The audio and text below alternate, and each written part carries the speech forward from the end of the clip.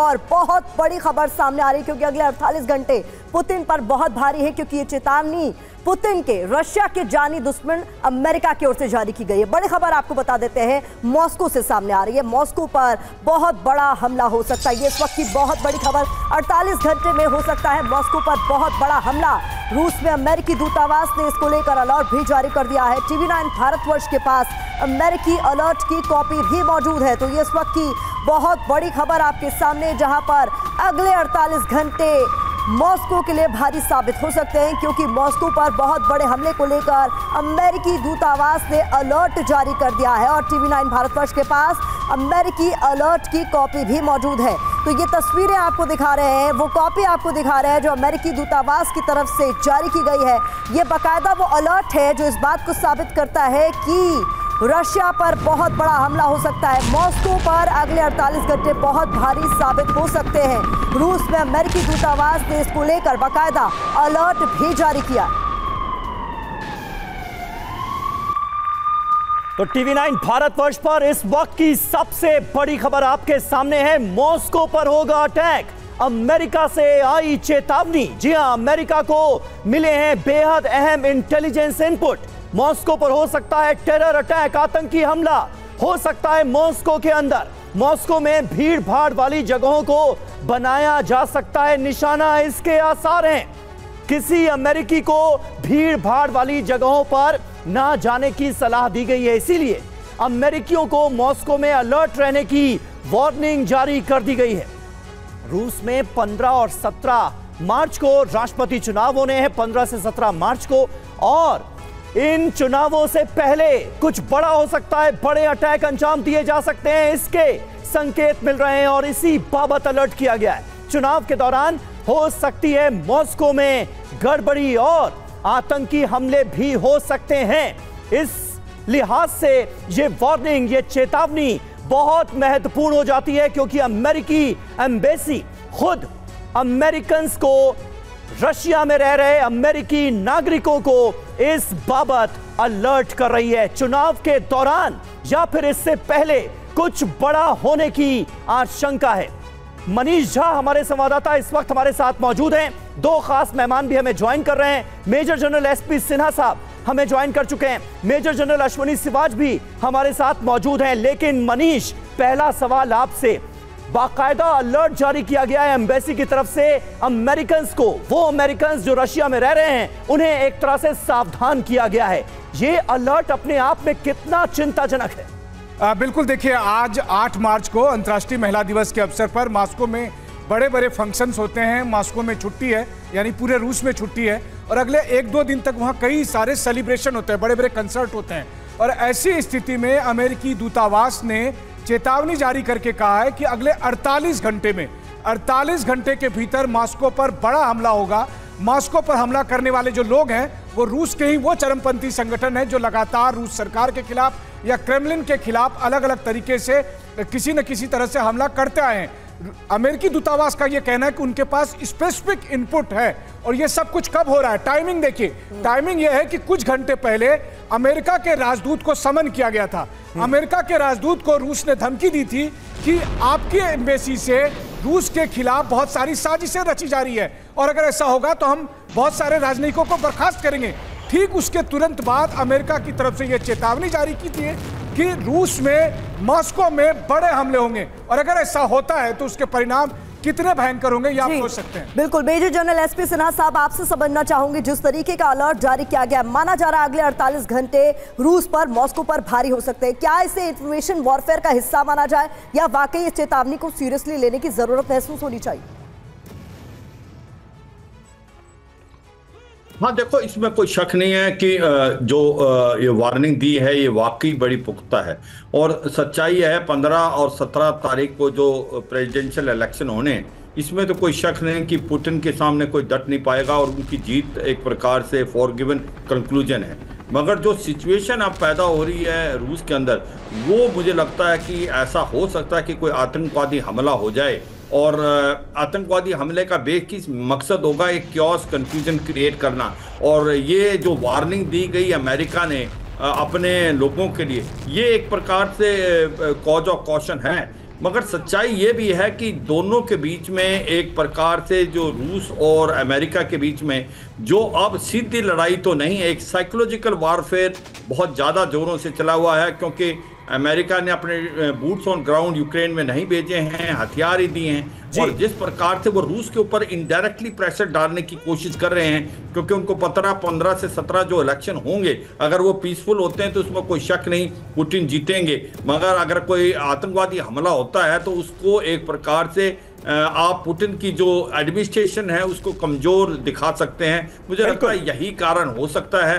जी हाँ, पुतिन के खिलाफ बड़ी साजिश का खुलासा हुआ है, लेकिन खास बात यह है कि यह अलर्ट अमेरिकन है। अमेरिका की तरफ से यह अलर्ट जारी किया गया है। वो अमेरिका जो आज की तारीख में रूस का कट्टर दुश्मन नजर आता है। एक और बड़ी खबर है, रूस पर बड़े हमले की तैयारी में है यूक्रेन। यूक्रेनी सैनिक ले रहे हैं अमेरिकी ATGM की training. Anti tank guided missile के साथ युद्धाभ्यास हो रहा है, वॉर प्रैक्टिस हो रही है। ATGM से रूस पर बारूदी बौछार की तैयारी है। ये देखिए तस्वीरें।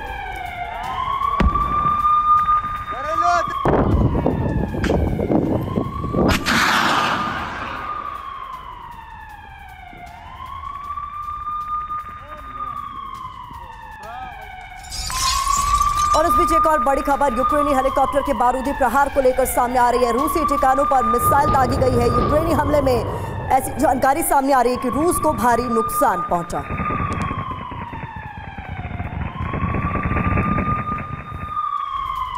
तो एक तरफ अमेरिका का अलर्ट और दूसरी तरफ जारी है जंग। रूसी ठिकानों पर यूक्रेन का हमला, रूसी सेना पर आर्टिलरी से हमला हुआ है। रूसी सेना के ट्रक को बनाया गया है निशाना। कैसे, ये देखिए।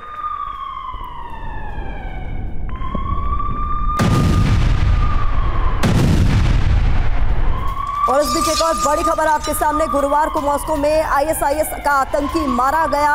रूसी सुरक्षा एजेंसी ने आतंकी को मार गिराया। मॉस्को पर टेरर अटैक की साजिश रची गई थी। मॉस्को में आतंकी हमले की साजिश के बाद क्या अमेरिकी दूतावास ने अलर्ट जारी किया, ये अभी साफ नहीं हुआ है, लेकिन हर तरह की आशंका इस बीच जताई जा रही है।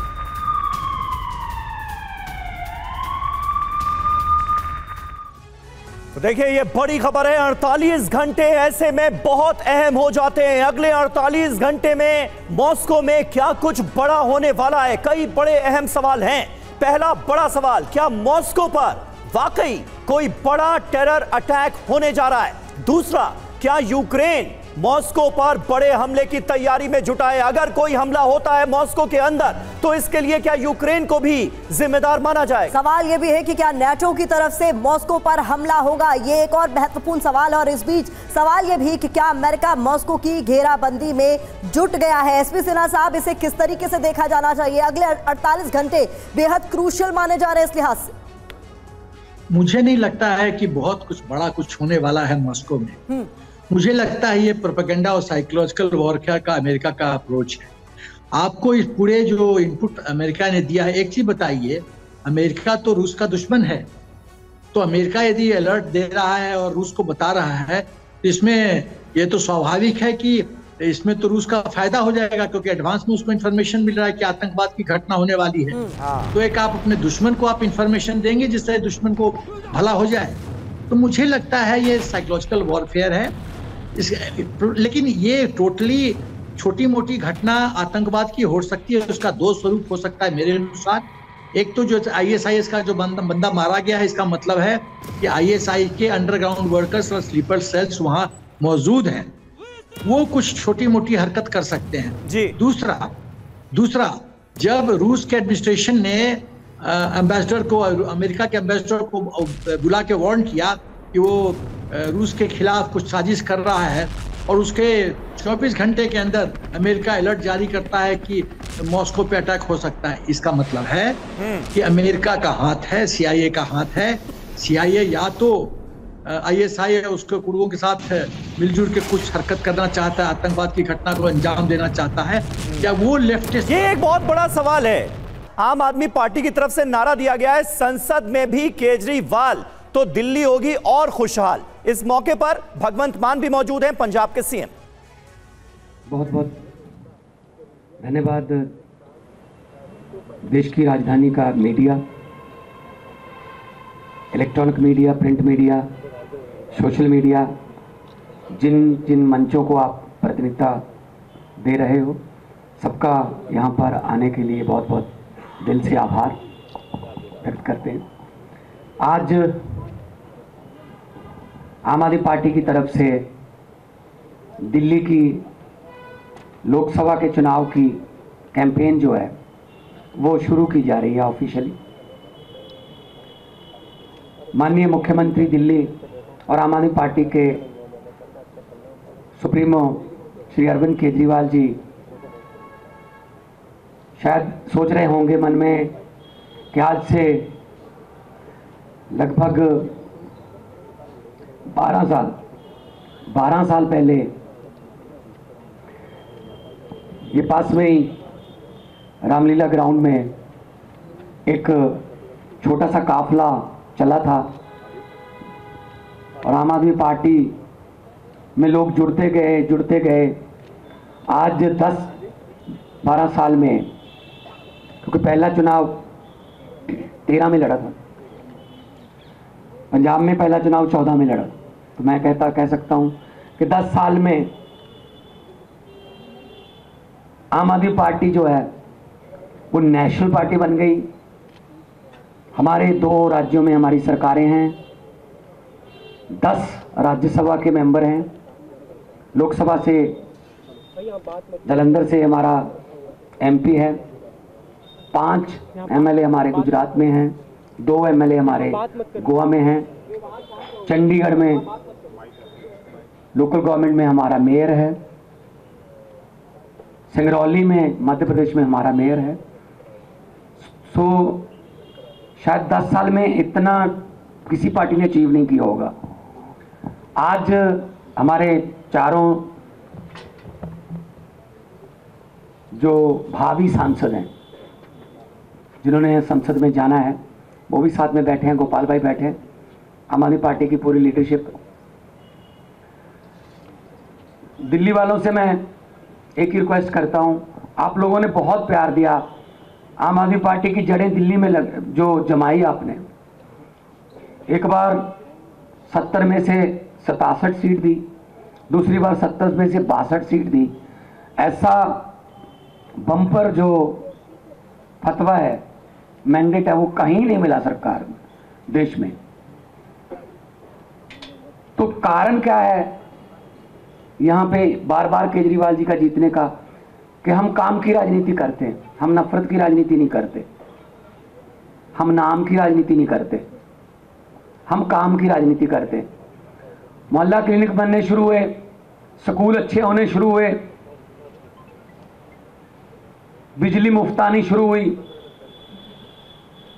तीर्थ यात्रा शुरू हुई बुजुर्गों के लिए, घर घर राशन देने की बात हुई। यही चीजें हमने अडॉप्ट करके पंजाब में उसको डबल ट्रिपल करके कर रखा है। पंजाब में 829 मोहल्ला क्लिनिक हो चुके हैं अभी तक। 1 करोड़ से ज्यादा, 1.25 करोड़ के आसपास लोग वहां पर आके दवाई लेके जा तो ठीक होके जा चुके हैं, या टेस्ट करवा चुके हैं, उनको बड़े अस्पताल में जाने की जरूरत नहीं पड़ी। लेकिन जो केंद्र सरकार है वो दिल्ली के साथ जो व्यवहार कर रही है वो मैं आपके सामने बताना चाहता हूं। अरविंद केजरीवाल जी जब भी कोई अच्छा काम करते हैं उसी वक्त इमीडिएटली उस पर रोक लगा दी जाती है। मोहल्ला क्लिनिक की दवाइयां रोक ली, मोहल्ला क्लिनिक की बिजली काट दी, घर घर राशन की स्कीम बंद कर दी, स्कूल जो बन रहे थे वो सारे रोक दिए। अरविंद केजरीवाल को अकेले लड़ना पड़ रहा, बार बार बात बात पर सुप्रीम कोर्ट जा रहे हैं। सुप्रीम कोर्ट भी 5-0 का डिसीजन देती है। 5-0 का बेंच जो था, 5 जजों का 5-0 का डिसीजन आता है कि सर्विसेज जो है सरकार की हैं, उसको भी ऑर्डिनेंस ला के रोक दिया।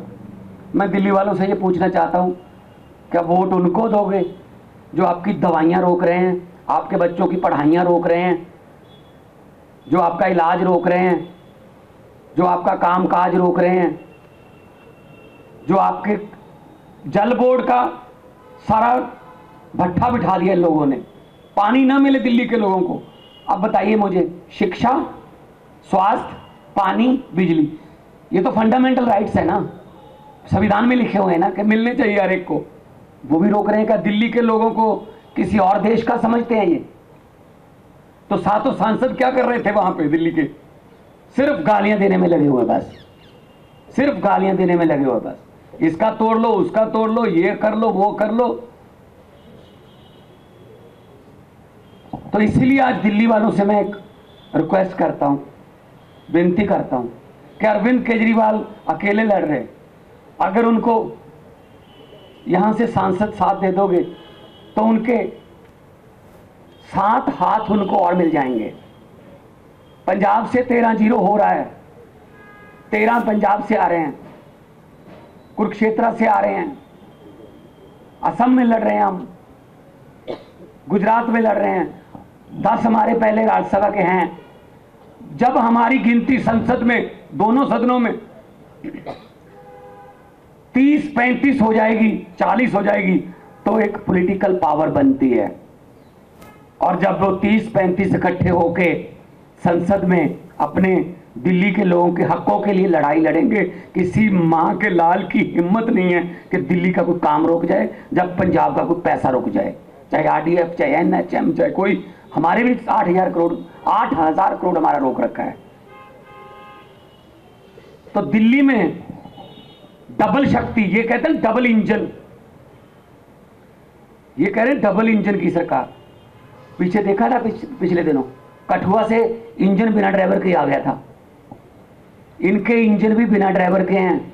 कोई इधर घूमता है, कोई इधर घूमता है, कोई पटड़ी से उतर जाता है, किसी को उतार देते हैं।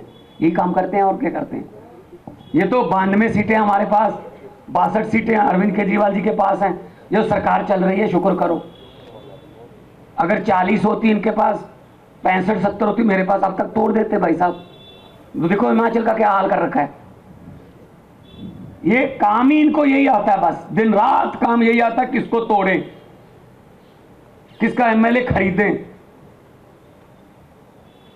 देश बेच दिया, आधे से ज्यादा मीडिया, और एमएलए एमपी खरीद लिए। तो इनको ये लगता है कि हमारे बिना शायद सत्ता ही नहीं होगी। दिल्ली के लोग सियाने लोग हैं, पढ़े लिखे लोग हैं। दिल्ली देश का सबसे ज्यादा टैक्स देने वाला शहर है। क्या फिर आपका टैक्स का पैसा आपके पास वापस नहीं आना चाहिए? मैं दिल्ली के लोगों से पूछना चाहता हूं। 2 करोड़ से ज्यादा आबादी है, आपका टैक्स का पैसा क्यों नहीं आ रहा वापस? आपका टैक्स का पैसा कहां जा रहा है? ये देख लो, बड़े बड़े महल उछल गए कि किसी भी लेवल से वो ऑफिस लगता है, 7 स्टार होटल है, यहां लग गया पैसा दिल्ली के लोगों का। दिल्ली के लोगों की खून पसीने की कमाई से बना है ये, जहां से यहीं बैठकर दिल्ली के लोगों के खिलाफ फैसले करते हैं। ये भी रोक लो, ये भी रोक लो, ये भी रोक लो। अरे भाई चुने हुए हैं, आप चुन के आ जाइए। यही बात ये रामलीला ग्राउंड में हमको कहते थे, सड़कों पर बैठकर कानून नहीं बनते, चुन के आइए, चुन के आइए। भाई साहब हम तो चुन के आ गए, आप भी चुन के आ जाइए। फिर ये चुनते नहीं है, ये कहते चुने हुए खरीद लो बस। तो देश को एक पंसारी की हट्टी बना के रख दिया इन्होंने, डेमोक्रेसी को। तो लोकसभा चुनाव के लिए आम आदमी पार्टी का कैंपेन लॉन्च हो गया है। भगवत मान यहीं पर बोल रहे हैं। जहां दूसरों से उम्मीद खत्म हो जाती है, वहां से मोदी की गारंटी शुरू होती है।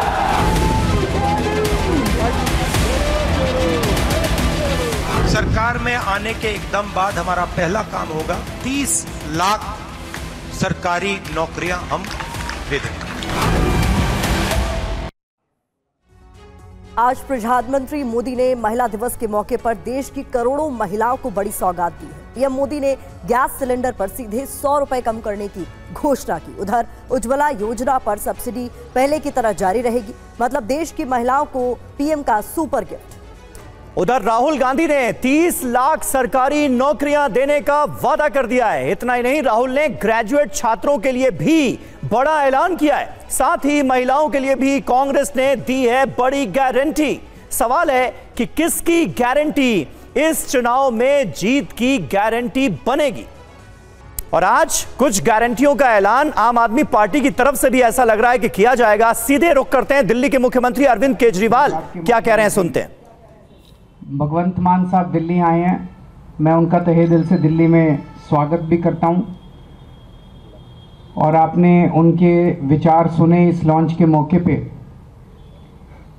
हमारा लॉन्च का स्लोगन है, संसद में भी केजरीवाल, तभी दिल्ली होगी और खुशहाल। आज से 12 साल पहले आम आदमी पार्टी बनी थी और लगभग 10-11 साल पहले दिल्ली के लोगों ने ढेर सारा प्यार देके, विश्वास करके हम लोगों को भारी बहुमत देके जिताया था। आम आदमी पार्टी की सरकार बनाई थी। हम बहुत छोटे लोग हैं, मामूली लोग हैं, लेकिन दिल्ली के लोगों ने जितना प्यार और विश्वास हमें दिया है और इतनी बड़ी जिम्मेदारी दे दी। मैंने हमेशा कहा है कि मैं दिल्ली के लोगों का हमेशा एहसानमंद रहूंगा कि इस छोटे से आदमी को इतनी बड़ी जिम्मेदारी देके इतनी बड़ी कुर्सी पे बिठा दिया। 7 जन्म तक भी दिल्ली वालों की सेवा करता रहूं तो उनके एहसान नहीं चुका सकता मैंने भी पूरी कोशिश की है, कभी भी अपने आप को मुख्यमंत्री नहीं समझा। मैंने पूरी कोशिश की है दिल्ली के हर परिवार का बेटा बनके, हर परिवार का हिस्सा बनके, हर परिवार का, दिल्ली में 2 करोड़ 2.5 करोड़ लोग रहते हैं, हर परिवार का हिस्सा बनके उनके परिवार की मुश्किलों को दूर करने की कोशिश की है, हर परिवार का सहारा बनने की कोशिश की है। दिल्ली में किसी भी परिवार में कोई बीमार होता है तो तकलीफ यहां होती है। मैं भी देख रहा था 2 दिन पहले एक टीवी चैनल वाला एक बूढ़ी महिला से पूछ रहा था और वो बूढ़ी महिला कह रही थी कि केजरीवाल की वजह से मेरी जान बच गई। उसने पूछा कैसे? वो अम्मा बोली मेरी बाईपास सर्जरी हुई है, 8 लाख रुपए का खर्चा था, मेरा बेटा 10-15 हज़ार रुपये महीना भी नहीं कमाता, वो तो नहीं भुगत सकता था। केजरीवाल के अस्पताल में मेरा सारा इलाज मुफ्त हो गया, एक पैसा नहीं देना पड़ा। आज मैं जिंदा हूं तो केवल केजरीवाल की वजह से जिंदा हूं। मैं उस अम्मा को कहना चाहता हूं कि माँ, आपने हमें बहुत बड़ा आशीर्वाद दिया है। आज मैं जहां पे हूं आप ही की वजह से हूं। तो जो कुछ भी कर रहा हूं ये मेरा फर्ज है। हर दिल्ली वाले के परिवार को मैं किस तरह से मदद करूं, किस तरह से उनके परिवार की मुश्किलों को दूर करूं, ये मेरी कोशिश रहती है। दिल्ली के हर बच्चे को मेरी कोशिश है कि जैसी पढ़ाई मेरे बच्चों को मिली, जैसी अच्छी पढ़ाई मेरे बच्चों को मिली, इस देश ने मेरे बच्चों को अच्छी पढ़ाई दी, वैसी ही अच्छी पढ़ाई हर बच्चे को मिलनी चाहिए। मेरी कोशिश है कि जैसा इलाज मेरे को मिलता है जब मैं बीमार होता हूं, मेरे को भगवान ने बहुत कुछ दिया है, जैसा इलाज मेरे को मिलता है ऐसा इलाज मेरे दिल्ली के हर गरीब से गरीब आदमी को भी मिलना चाहिए। पैसे की कमी की वजह से कोई भी वो नहीं रहना चाहिए। आज दिल्ली में 24 घंटे बिजली मिलती है। पूरे देश में केवल 2 स्टेट हैं जहां 24 घंटे बिजली आती है, केवल दिल्ली और पंजाब। बाकी किसी स्टेट में 24 घंटे लंबे लंबे पावर कट लगते हैं। इंडस्ट्री को बिजली नहीं मिलती, कॉमर्शियल वालों को बिजली नहीं मिलती, घरों को बिजली 7-7, 8-8 घंटे के पावर कट लगते हैं पूरे देश में। केवल दिल्ली और पंजाब में पूरी बिजली आती है। आज दिल्ली और पंजाब 2 स्टेट केवल ऐसे हैं जहां पे आपको फ्री बिजली मिलती है। बाकी पूरे देश में इतनी महंगी बिजली, कईयों की तो पूरी तनख्वाह निकल जाती है बिजली के बिल देने में। बहुत काम किए। ये जो पर्चा अभी लॉन्च किया, ये पर्चा अब घर घर बांटने जाएंगे हमारे कार्यकर्ता, इसमें सारे काम लिखे हैं। लेकिन जब मैं ये काम कर रहा था तो ये बीजेपी वाले, एलजी साहब और केंद्र सरकार आपके सारे काम रोकने की कोशिश करते हैं। हर काम जो मैं आपके लिए अच्छा करने की कोशिश करता हूं, हर काम ये लोग रोकने की कोशिश करते हैं। क्यों? ये लोग नफरत करते हैं आपसे। ये दिल्ली के 2 करोड़ लोगों से नफरत करते हैं, और नफरत इसलिए करते हैं क्योंकि आपने इतनी जुर्रत की कि आपने 3 बार दिल्ली के एक छोटे से आदमी को, एक मामूली आदमी को दिल्ली का मुख्यमंत्री बना दिया। यह आपका कसूर है।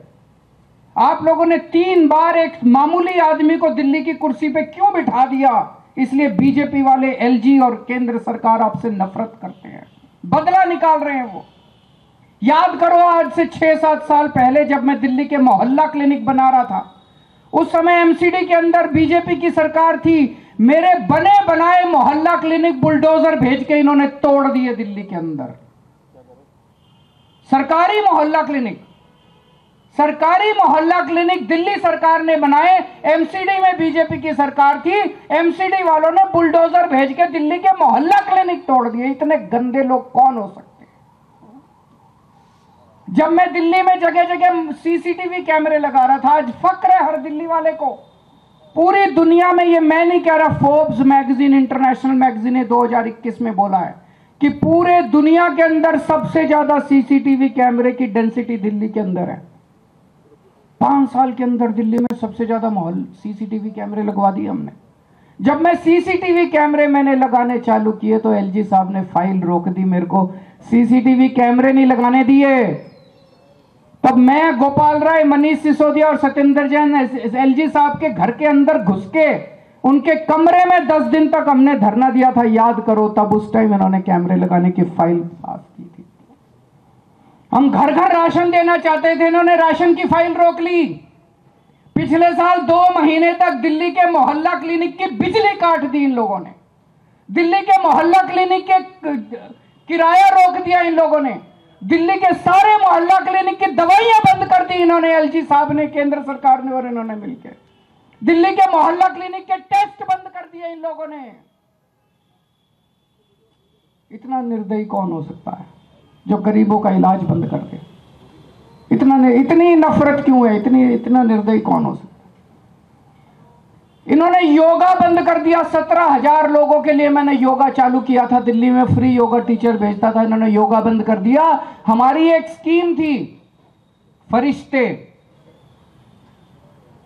उसमें दिल्ली में अगर किसी का एक्सीडेंट हो जाए तो उसका बड़े से बड़े, महंगे से महंगे प्राइवेट अस्पताल में इलाज कराते थे, सारा इलाज मुफ्त होता था। 23,000 लोगों की मैंने जान बचाई थी फरिश्ते से।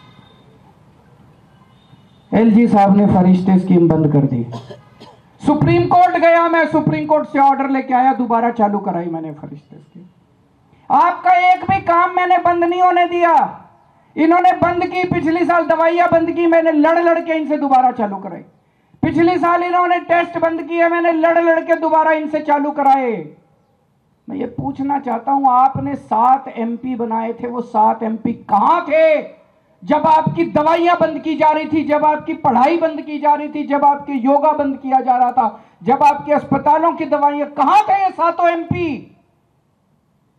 ये तालियां बजा रहे थे, ये ताली। जब आपके घर में कोई बीमार होता है, ये एमपी ताली बजाते हैं, बड़ी खुशी मनाते हैं, पार्टी मनाते हैं, दिल्ली वाले बीमार पड़ गए।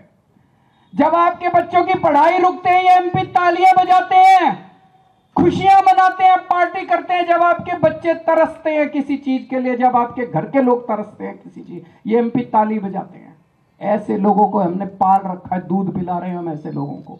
क्यों? जब संसद के अंदर ऑर्डिनेंस पास किया जा रहा था, दिल्ली के लोगों का हक छीना जा रहा था, कहां थे ये 7 एमपी? ये 7 एमपी तालियां बजा रहे थे। एलजी के पास जा जाके ये 7 एमपी आपके काम रुकवाते हैं। क्यों देते हैं हम ऐसे लोगों को वोट?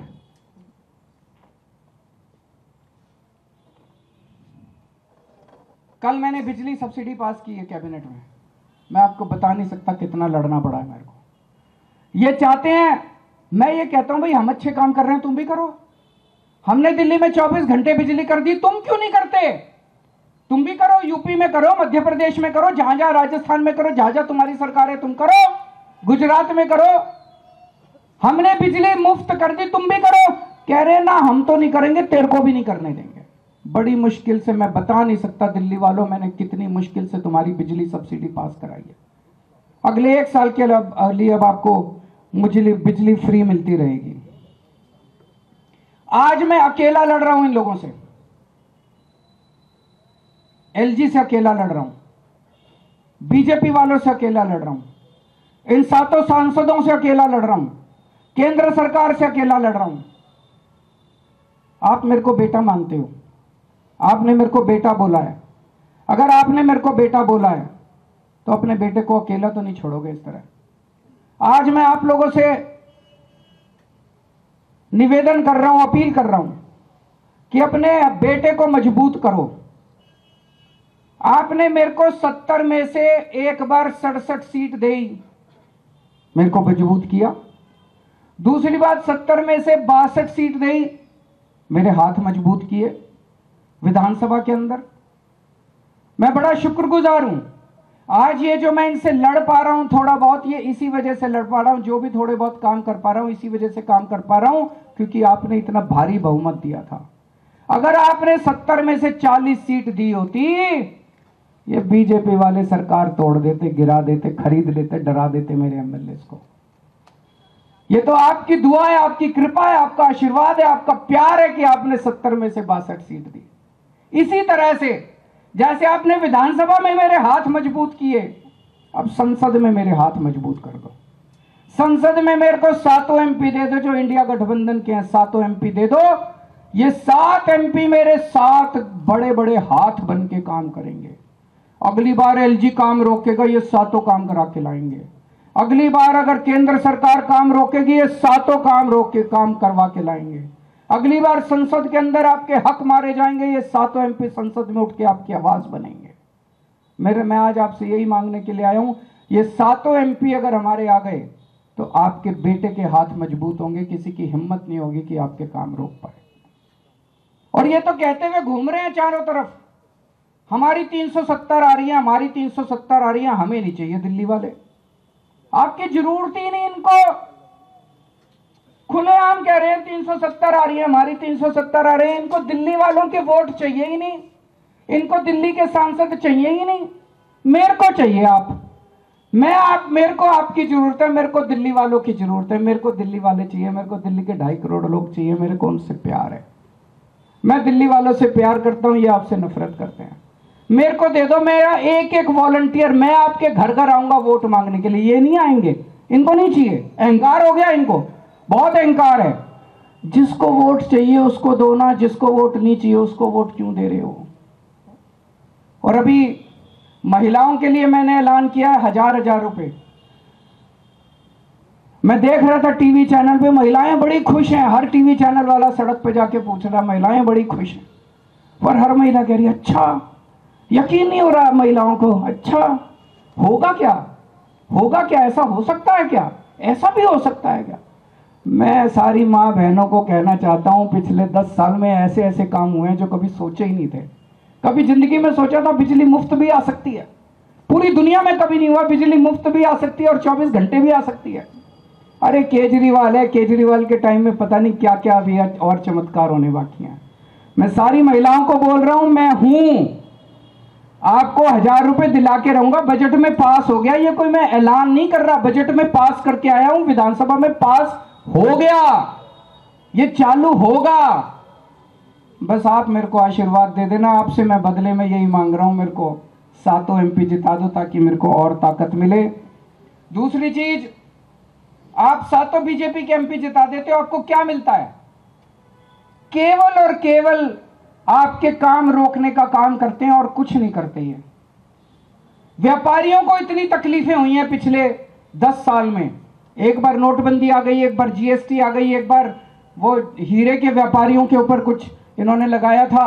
कितनी बार व्यापारियों, कभी दिल्ली के एक भी सांसद ने आपकी आवाज उठाई? व्यापारियों से मैं पूछना चाहता हूं, दिल्ली के कभी एक भी सांसद ने आपकी आवाज उठाई? हिम्मत ही नहीं है, किसी बीजेपी के एमपी की हिम्मत ही नहीं है जो आपकी आवाज उठा दे। तुरंत उसको 2 ऊपर से डंडा मारेंगे ये लोग की, खबरदार तूने जो बीजेपी के खिलाफ बोला। मैं आपकी आवाज बनूंगा, हमारे 7 एमपी आपकी आवाज बनेंगे। दिल्ली के अंदर डीडीए है, हमारी चलती नहीं डीडीए पे। 7 एमपी दोगे तो आपकी आवाज उठाएंगे, डीडीए में आपके काम करा के लाएंगे। दिल्ली पुलिस इनके अंडर में है, 7 एमपी आप हमें दोगे, दिल्ली पुलिस में आपके सारे काम करा के लाएंगे। दिल्ली में इतनी सारी केंद्र सरकार की संस्थाएं हैं, किसी में आपकी आवाज नहीं है, दिल्ली वालों की आवाज नहीं है। इन सारी जगहों के ऊपर ये दिल्ली के एमपी आपकी आवाज बनेंगे। तो अब हमारे अगले महीने 2 महीने में जब भी चुनाव होता है तब तक हमारे कार्यकर्ता एक एक घर में जाएंगे। 2 या 3 बार पूरी दिल्ली का राउंड लगाया जाएगा। आके आपके पैर छुएंगे, हाथ जोड़ेंगे, विनती करेंगे, अपील करेंगे, आपसे प्रार्थना करेंगे और आपसे वोट मांगेंगे। इनको वोट नहीं चाहिए, मेरे को आपका आशीर्वाद चाहिए। बहुत बहुत शुक्रिया। को आप सुन रहे थे, जिनका कहना है कि बीजेपी हमारे सारे काम रोकती है। एलजी पर भी कई तरह के आरोप उन्होंने लगाए कि हमारी कई फाइल्स को एलजी ने रोक दिया है। और बीजेपी के सांसदों को यहां पर अपने भाषण के दौरान अरविंद केजरीवाल ने घेरा, ये कहते हुए कि ये 7 एमपी एलजी के पास जाकर आम आदमी पार्टी के जो तमाम काम है उसे रुकवा रही है। दिल्ली और पंजाब में ही सिर्फ 24 घंटे बिजली आती है, इसका भी जिक्र इस दौरान अरविंद केजरीवाल ने किया है। लोकसभा चुनाव के लिए आम आदमी पार्टी ने अपना कैंपेन लॉन्च करते हुए कई तरह के आरोप बीजेपी पर लगाए और जो 7 एमपी दिल्ली के हैं उन्हें भी घेरने की कोशिश की और ये कहते हुए कि उन्हें आपकी वोट की ज़रूरत नहीं है, जिन्हें ज़रूरत है इस बार वोट उन्हें दीजिए। अपने लिए वोट की मांग करते हुए नजर आए अरविंद केजरीवाल। तो आम आदमी पार्टी की तरफ से ये आरोप लगाए गए हैं कि दिल्ली के जो 7 सांसद हैं वो आम लोगों का काम रोक रहे हैं। और इधर तस्वीरों में आप देखिए, कैंपेन लॉन्च के साथ ही एक पोस्टर लॉन्च भी हो रहा है और आम आदमी पार्टी की तरफ से कई वादे इस बार भी किए जा रहे हैं, ये कहते हुए कि आपके काम ना रुके, इसलिए आप हमें वोट दें आगामी चुनाव में। तो बीजेपी को दिल्ली वालों के वोट नहीं चाहिए, ये तमाम बातें अरविंद केजरीवाल की तरफ से कही जा रही हैं। लोकसभा के लिए आम आदमी पार्टी का कैंपेन लॉन्च हुआ। भारत में अक्सर महिलाएं अपनी हेल्थ को लेकर जागरूक नजर नहीं आती और यही वजह है कि पुरुषों के साथ साथ अब महिलाओं में भी हार्ट से जुड़ी समस्याएं लगातार बढ़ रही हैं।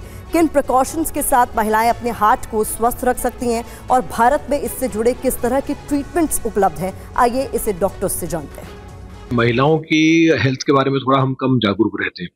जहाँ तक कि मैंने जैसे जो मर्द हैं उनके तो मेडिकल एग्जामिनेशन वगैरह होते रहते हैं, लेकिन अपने सर्विस में और अदरवाइज, लेकिन महिलाओं के बारे में थोड़ा इसमें जागरूकता कम है।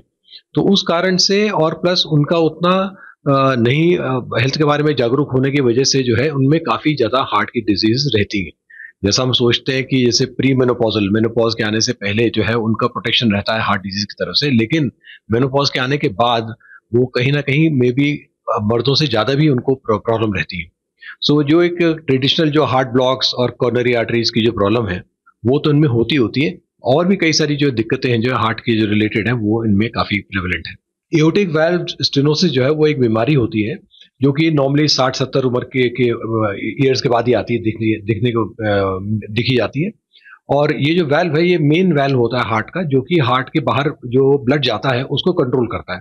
दिन में करीब 1 लाख बार ये खुलता बंद होता है और blood pressure, diabetes, kidney disease, age के साथ साथ जो है ये वाल्व खराब होता है।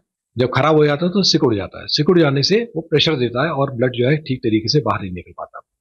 उसके लिए जो है ये एओर्टिक वाल्व स्टेनोसिस हार्ट को अंडर प्रेशर डाल करके कॉम्प्लिकेशन होती है। ये जो एओर्टिक वाल्व स्टेनोसिस होता है ये एक परमानेंट बीमारी होती है, तो उसको जब तक वाल्व को निकाला नहीं जाता बीमारी का इलाज नहीं कर सकते। वाल्व को निकाल करके बदलने के 2 तरीके होते हैं, सर्जिकल और एक टैवर।